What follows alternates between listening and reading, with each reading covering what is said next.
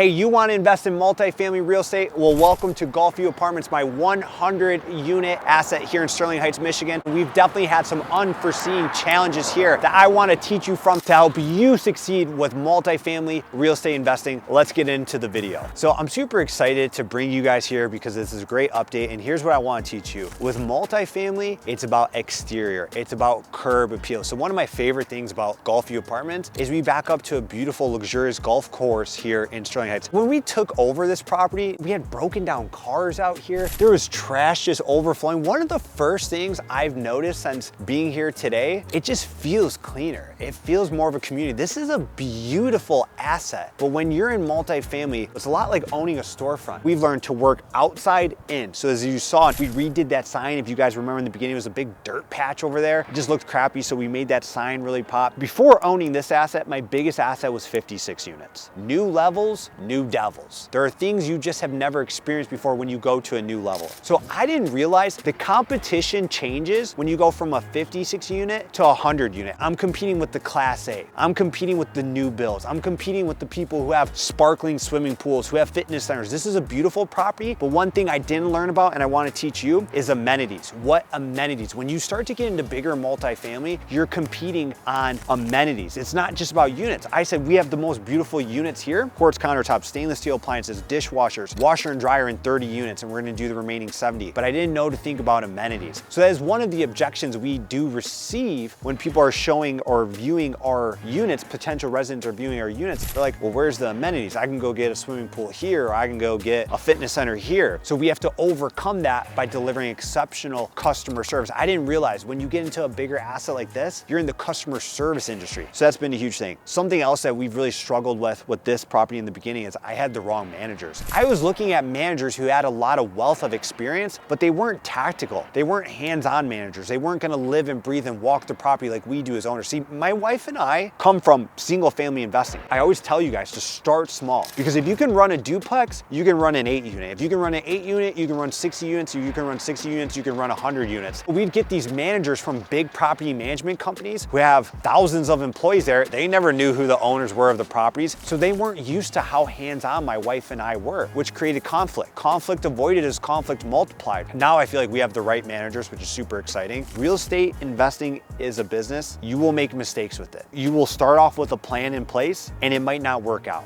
That's okay. It's about the right people and the right processes. So treat it like a business. Make sure you are taking an owner's mentality to it. Make sure your standards are upheld. Your standards are everything in multifamily investing. This is a business. This is where 100 families live. This is their home. So their home needs to be safe, needs to be clean, needs to be taken care of. When I started investing in real estate, I never would have thought I'd bring in maintenance people, maintenance technicians, maintenance managers in-house, but that's the #1 reason your tenants might want to move out. So take care of your customers. Your tenants are your customers. Treat your property like gold and your tenants will do the same. See, this is what I'm really proud of. We put all of this in because #1, I own dogs. I have 2 lovely Labradors. It's convenient when you can come and say, I can pick this up. #2, if you don't have dogs, you don't want to walk around dogs. And I'm proud to say, I don't see any dog crap anywhere. So we're focusing on resident retention now. You make your money on the renewal. You don't make your money when a tenant moves in, because you got unit turns,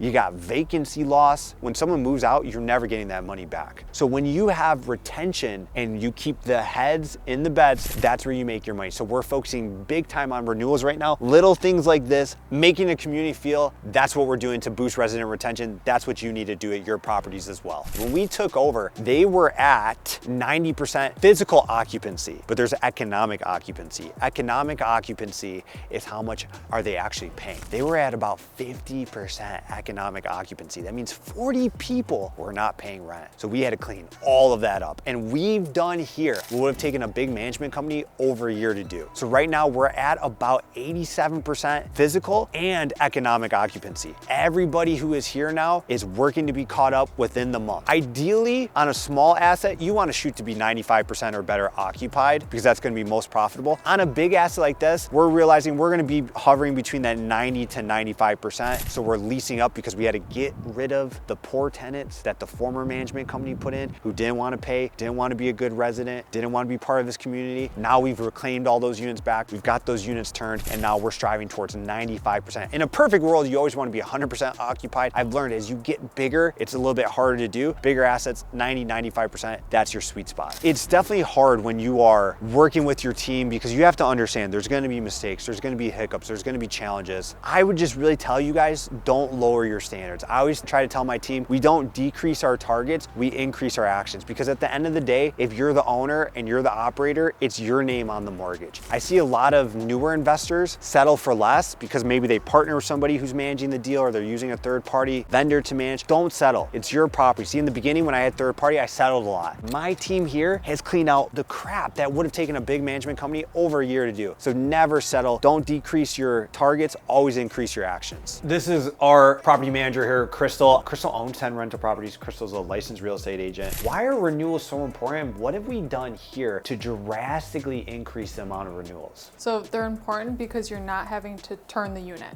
which could cost thousands of dollars. You never know what it's going to look like when they move out. Best case, maybe $1,000. Worst case, $5,000. How have you changed the reputation with the tenants? Get the tenants to trust you. Literally just actions. Words are matching the actions. We're not just saying it, we're doing it. And I think that is huge to people because now they're building that trust, not false promises, which the old company, lots of false promises. So how are we marketing to get new tenants in here? Always want to do your basics, Facebook Marketplace, throw it up on a website or anything like that, but also passing out flyers to local places because there's a lot of people in the area who don't live in the area. Yes. So making their life easier makes our life easier in a sense too. What are residents' number one complaint? It is maintenance, right? Yeah, maintenance is a huge thing, so that's another thing. They're seeing things are being done now. So how many renewals do you think you've signed just this week? Probably 3. 3? Yeah. That's huge. Our goal is to have this property done by 1 year. Any reason we can't be there in a year? I don't think so. Just with the improvements I've seen in the last couple months,